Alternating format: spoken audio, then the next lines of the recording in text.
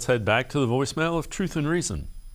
Hey, this is Quan from Cleveland. I'm calling this morning because I was wondering if anybody could tell me why is it that every time Kevin Stefanski or Andrew Berry get up on these mics in this press conference, they never really have nothing to say. I feel like it's frustrating for fans, for me, that I don't really get answers. Why do they have to say things all like in a secretive way? They asked him the other day, what do you look for in a defense? Oh, it's several things. Da-da-da. Why don't they never give straightforward answers? What's so hard about that? Just a Cleveland Browns passionate fan. I just want to know that. And if someone could question them about why aren't they giving us straightforward answers? Have a good day. As always, appreciate all of the voicemails. Casey, and we'll get a little bit deeper into this after this initial answer. None of the head coaches or general managers really answer questions in a straightforward manner. They feel if you're talking about football relation, there's a competitive advantage to not letting everybody know. The coach won't do it because he doesn't want to call out players in public. It is a code of conduct, if you will, among general managers and head coaches. Yeah, they don't want to give up the secret sauce. They don't want to tell you what all's in there. They try to keep it just kind of vague. And the Browns in general, like with Barry and Stefanski, they are excellent at GM and coach speak. They have that language down. They can say a ton of stuff with really not saying anything. And over time, if there's not wins associated with it, it starts to wear on the fans. Yeah, I would agree. This is also a kind of an interesting thing. Jim Donovan, the play-by-play voice, this is from Bally Sports, and he kind of went in depth on this.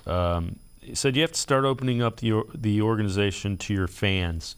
And his point was fans have been by you. The fans come out. They stuck through some horrible seasons. And like our last voicemailer, they want some answers. They just want to be told what you're thinking. Yeah, first we need to acknowledge how blessed we are as fans to have Jim Donovan as the voice of the Browns. He's as good as there is. He's the best.